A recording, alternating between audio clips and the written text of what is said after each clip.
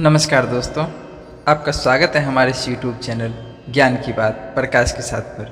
दोस्तों, आज जो हम कहानी लेकर के आए हैं भगवान विष्णु और माता लक्ष्मी जी की कहानी। दोस्तों, एक बार एक कहानी पूरा जरूर सुनिएगा, बहुत ही ज्ञानवर्धक कहानी है दोस्तों, एक बार की बात है, भगवान विष्णु जी शेषनाग पर बैठे बैठे बोर हो गए थे और उन्होंने धरती पर घूमने का विचार किया। वैसे भी कई साल बीत गए थे धरती पर आए हुए और वह अपनी यात्रा की तैयारी में लग गए। स्वामी को तैयार होता देखकर माँ लक्ष्मी ने पूछा, आज सुबह सुबह कहाँ जाने की तैयारी हो रही है?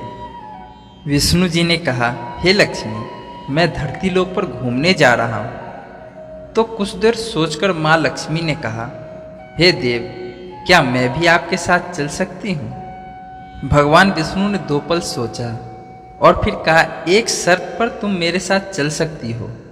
तुम धरती पर पहुंचकर उत्तर दिशा की ओर बिल्कुल मत देखना। इसके साथ ही माता लक्ष्मी ने हाँ कह के अपनी मनवा ली और अगले दिन सुबह सुबह माँ लक्ष्मी और भगवान विष्णु धरती पर पहुंच गए। दोस्तों, इससे पहले कहना चाहेंगे कि अगर आपने चैनल को सब्सक्राइब नहीं कर रखा तो सब्सक्राइब कर ले, साथ में बेल आइकन भी ऑन कर ले और कमेंट बॉक्स में जय श्री राम जरूर लिख दें। तो दोस्तों, आगे की कथा जारी रखते हैं। अगले दिन सुबह सुबह माँ लक्ष्मी और भगवान विष्णु धरती पर पहुंच गए।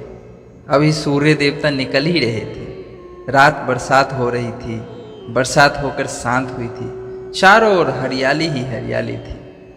उस समय चारों ओर बहुत शांति थी और धरती बहुत ही सुंदर दिख रही थी और माँ लक्ष्मी मंत्र मुग्ध होकर धरती को देख रही थी और भूल गई कि पति को क्या वचन देकर आई है और चारों ओर देखती हुई कब उत्तर दिशा की ओर देखने लगी पता ही नहीं चला। उत्तर दिशा में माँ लक्ष्मी को एक बहुत ही सुंदर बगीचा नजर आया और उस तरफ से भीनी भीनी खुशबू आ रही थी और बहुत ही सुंदर सुंदर फूल खिले थे। यह एक फूलों का खेत था और माँ लक्ष्मी बिना सोचे समझे उस खेत में गई और एक सुंदर सा फूल तोड़ लाई।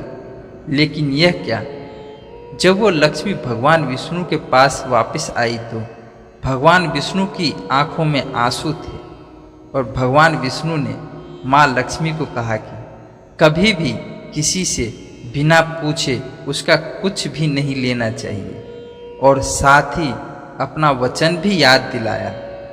दोस्तों, माँ लक्ष्मी को अपनी भूल का पता चला तो उन्होंने भगवान विष्णु से इस भूल की माफ़ी मांगी। भगवान विष्णु ने कहा, जो तुमने ये भूल की है इसकी सज़ा तो तुम्हें जरूर मिलेगी। जिस माली के खेत से तुमने बिना पूछे फूल तोड़ा है यह एक प्रकार की चोरी है। इसलिए अब तुम 3 साल तक माली के घर नौकर बनकर रहो। उसके बाद मैं तुम्हें बैकुंठ में वापसी बुलाऊंगा। माँ लक्ष्मी ने चुपचाप सर झुकाकर हाँ कर दी। दोस्तों, और माँ लक्ष्मी एक गरीब औरत का रूप धारण करके उस खेत के मालिक के घर गई। घर क्या, एक झोपड़ा था और मालिक का नाम माधव था। माधव की बीवी, 2 बेटे और 3 बेटियां थीं। सभी उस छोटे से खेत में काम करके किसी तरह से गुजारा करते थे। माँ लक्ष्मी जब एक साधारण और गरीब औरत बनकर जब माधव के झोपड़े पर गई तो माधव ने पूछा, बहन, तुम कौन हो और इस समय तुम्हें क्या चाहिए? तब माँ लक्ष्मी ने कहा, मैं एक गरीब औरत हूँ। मेरी देखभाल करने वाला कोई नहीं है। मैंने कई दिनों से खाना भी नहीं खाया। मुझे कोई भी काम दे दो, साथ में मैं तुम्हारे घर का काम भी कर दिया करूँगी। बस मुझे अपने घर में एक कोने में आसरा दे दो। माधव बहुत ही अच्छे दिल का मालिक था। उसे दया आ गई, लेकिन उसने कहा, बहन, मैं तो बहुत ही गरीब हूँ। मेरी कमाई से मेरे घर का खर्च मुश्किल से चलता है। लेकिन अगर मेरे 3 की जगह 4 बेटियाँ होती तो भी मैंने गुजारा करना था। अगर तुम मेरी बेटी बनकर जैसा रूखा सूखा हम खाते हैं उसमें खुश रह सकती हो तो बेटी अंदर आ जाओ। माधव ने माँ लक्ष्मी को अपने झोपड़े में शरण दे दी और माँ लक्ष्मी 3 साल उस माधव के घर नौकरानी बनकर रही। जिस दिन माँ लक्ष्मी माधव के घर आई थी, उसके दूसरे दिन ही माधव को इतनी आमदनी हुई कि उसने शाम को एक गाय खरीद ली। फिर धीरे धीरे माधव ने काफ़ी ज़मीन खरीद ली और सब ने अच्छे अच्छे कपड़े भी बनवा लिए और फिर एक बड़ा पक्का घर भी बनवा लिया। बेटियां और बीवियों ने ढेर सारे गहने भी बनवा लिए। माधव हमेशा सोचता था कि मुझे ये सब इस महिला के आने के बाद मिला है। इस बेटी के रूप में मेरी किस्मत आ गई है। माता लक्ष्मी को उस घर में 4 साल बीत चुके थे, लेकिन माँ लक्ष्मी अब भी घर में और खेत में काम करती थी। एक दिन माधव जब अपने खेतों से काम खत्म करके घर आया तो उसने अपने घर के सामने द्वार पर एक देवी स्वरूप गहनों से लदी एक औरत को देखा। माधव थोड़ा नजदीक आकर ध्यान से देखा तो पहचान गया कि यह तो मेरी मुंह बोली छोटी बेटी है, यानी वही औरत। और माधव ये भी पहचान गया कि यह तो माँ लक्ष्मी है। इतने में माधव का पूरा परिवार घर के बाहर आ गया और सब हैरान होकर माँ लक्ष्मी को देख रहे थे। हे माँ, हमें माफ़ कर दो, हमने अनजाने में ही घर और खेतों में आपसे काम करवाया।